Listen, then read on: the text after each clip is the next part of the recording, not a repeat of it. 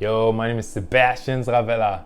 So when thinking about saving for retirement, we think about having enough money to support the lifestyle that we want to have. So we want to have enough money to pay our regular bills, but we also want to be able to afford the things and experiences that makes us happy. So ideally, you want to have enough money invested that you could pull from without it ever running out. But when we think about retirement, one of the things that we forget to take into consideration is that our health won't always be as good as it is today. So the older we get, the more medical expenses we accrue, and those costs could definitely deplete your savings, especially if you didn't anticipate it. So one of the ways that we could prepare for that now is by contributing to an HSA, a health savings account. So we're gonna talk about what an HSA is and how you could use it to help fund your medical expenses in retirement. It's almost the end of the year and 2020 is just around the corner. So if you have a full-time job, chances are that you're in the process of enrolling for your health benefits for next year. So when it comes to health insurance, you typically have two different options. So you could either elect a plan with low premium and high deductible, or a plan with high premium and low deductible. The premium is the fee that you have to pay every month to get covered by the health insurance plan that you choose.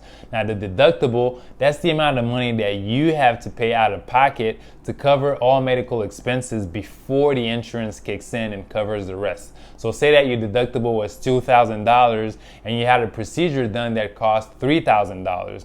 You would pay $2,000 and the insurance would cover the rest. If you pick a high deductible health plan or HDHP, then you're most likely eligible to open a health savings account or HSA. So it's basically like a savings account that you could contribute money to every month for health related expenses. So if something happens to you and you have to go to the emergency room, you might have to pay a lot of money because of the high deductible.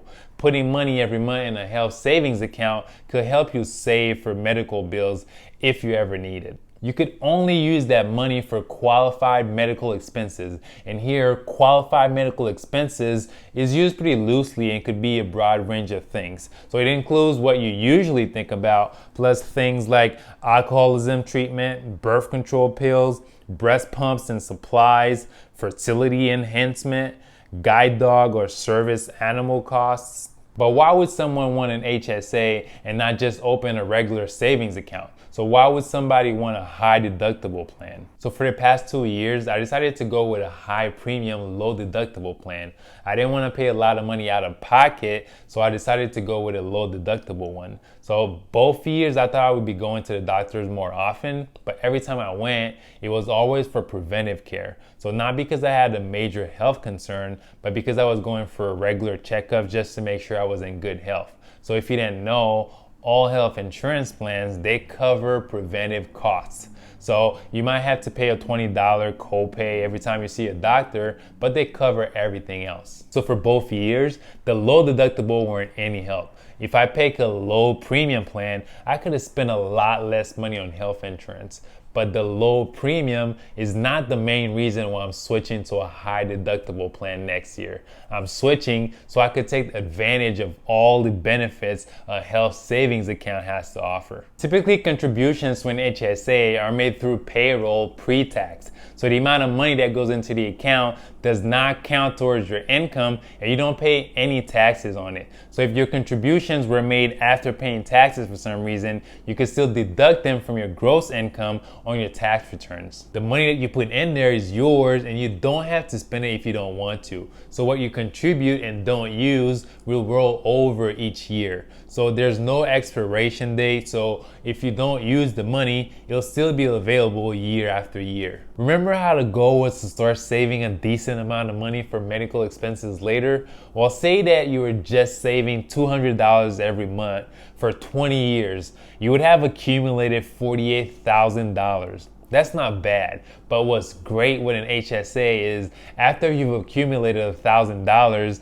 I mean, it might be different depending on the institution, but everything over that could be invested in different securities like stocks, bonds, mutual funds, ETFs, and so on.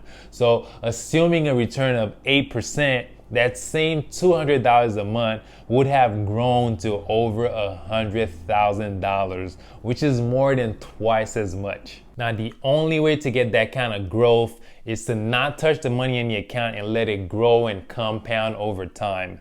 But what if you needed some money to pay for some medical expenses? Well, if you want to take full advantage of the account, you pay for it out of pocket if you can afford it, and you make sure you keep a receipt. Because whether it's right away or in 20 years, you could bring that receipt back to the institution handling your account and you could get reimbursed the full amount. Obviously, this strategy works better if you're young and you're relatively healthy and don't expect to be going to the doctor for anything other than regular checkups and preventive care. The money that you invest grows tax-free, so you don't get taxed on any of the gains. If you decide to take money out for medical expenses, you don't pay taxes here either. So this account is usually referred to as a triple tax advantage or a triple threat account. You don't pay taxes going in, you don't pay taxes on profits, and you don't pay taxes coming out. I mean, you might not think that's a big deal, but taxes are such a big portion of our expenses.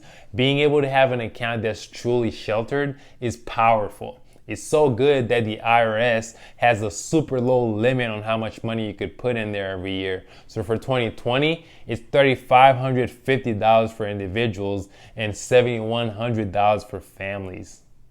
If you change health plans or switch companies, the money is yours, so it goes with you wherever you go. Now, a health savings account is definitely not perfect, and it has its disadvantages. The first one being a high deductible. If you have an emergency, you'll have to come up with your portion of the bill before the insurance kicks in.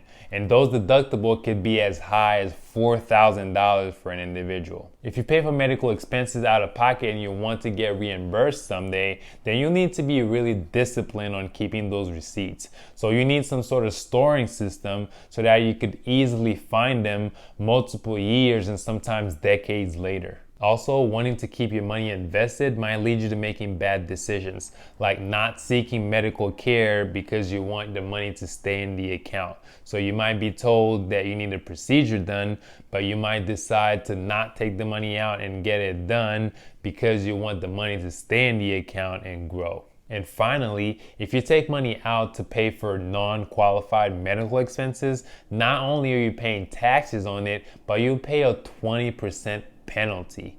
But after 65 though, that penalty goes away. You can pay for whatever you want. You'll just pay taxes on it if it's a non-qualified medical expense. So there you have it. I feel like a lot of people don't know about HSAs and only talk about 401ks and IRAs when it comes to retirement accounts. I mean, I understand that it's not for everyone, but I wanted to make sure that I talk about it so that you guys at least know what it is and you can include it in your retirement plans. I mean, if you're in the process of enrolling for your health benefits right now, you should for sure take a closer look. You don't even have to be working full time. All you need to qualify is to be enrolled in a high deductible health plan. So definitely check it out. That's all I got for today. If you think this video was helpful, follow me or subscribe wherever you prefer watching videos. And don't forget to like, comment, share, or tag a friend. Thank you guys so much for watching, and I'll see you next week. Peace.